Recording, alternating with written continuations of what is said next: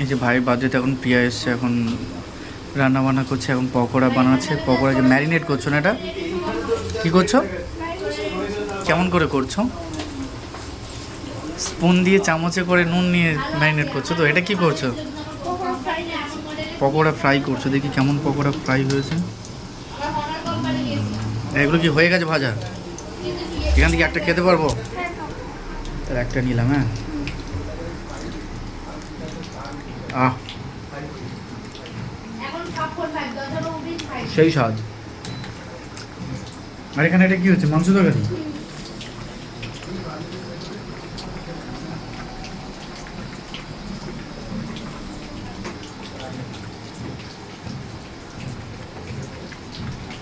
আবার ব্লগ বানাতে শুরু করে দিলে। কিউট। ও বলছে তাহলে তোমার ফোনটা নিয়ে এসে স্টার্ট করবে, বলতে হ্যালো গাইস আজকে আমার বরের বার্থডে।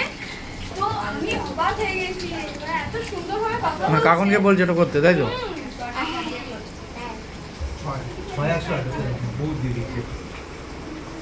আমার 3 ঘন্টার 4টে সিনেমা আছে, তবে হ্যাঁ তবে ফোন ভর্তি হয়েছে আমার 4 100 টাকা। হ্যাঁ